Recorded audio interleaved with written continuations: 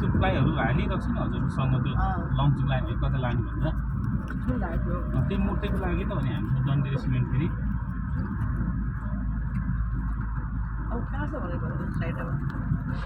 यहाँ छ सोरुम है कहाँ छ भन्थ्यो 3-4 ठाउँ घुमिरहेको छु त्यो माथि पनि अहिले त्यो बाटो पनि गुम्बा छ नि त्यो ठुलो गुम्बा बनाउनु लाग्छ अहिले कसैको पछाडि पाइलो थियो हाम्रो त्यो मान्छेले भन्छ एउटा त्यो ठेकेदार है यो नयाँ सरकार आएको झन् त्यो सरको झन् बिग बढी छ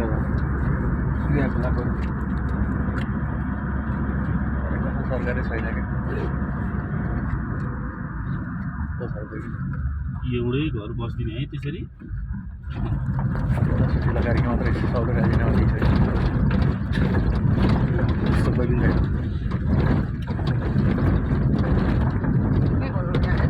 बगरमा है कर्मचारीमा कर्मचारीले आफै चलाइरहेको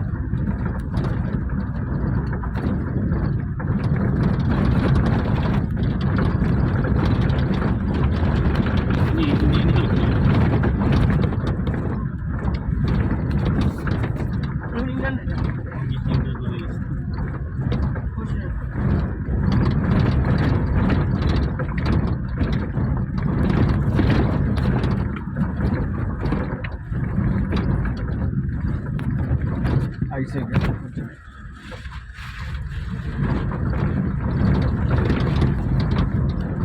यस्तोमा फ्रीमै जग्गा लियो भने कसले लिन्छ त है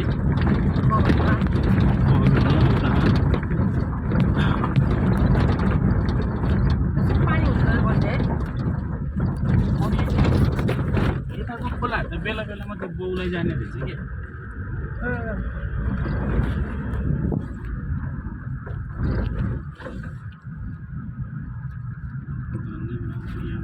सुरु भयो के अरे गहरब जाउँ यहाँबाट चाहिँ मुक्ति क्षेत्र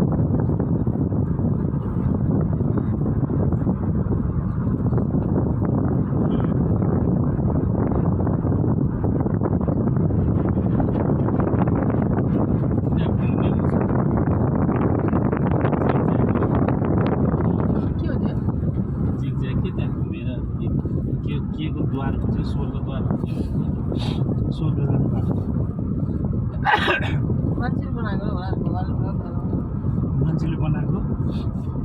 जुनसुकै एट्र्याक्ट त्यो मन्दिरहरू स्टेडियम टाइपको छ नि के हो पुलिस क्याम्प रहेछ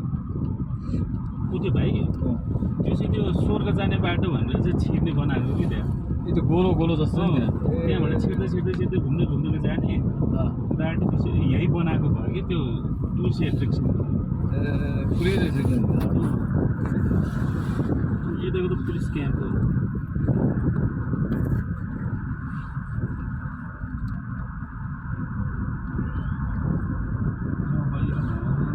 सेन्टर त सेन्टर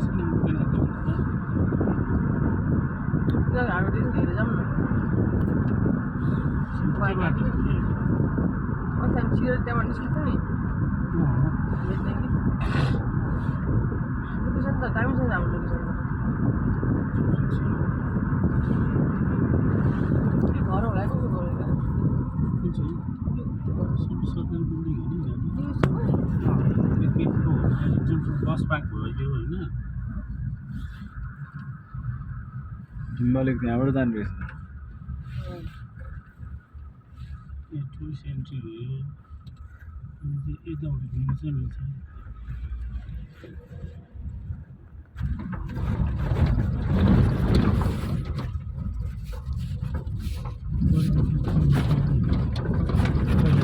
यताको बाटो हो नि त यो त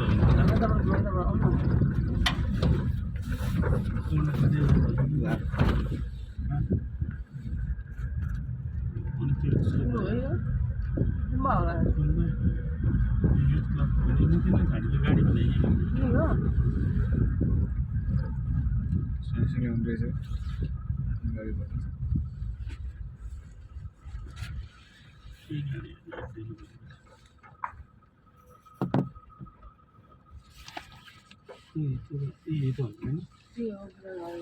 कहाँतिर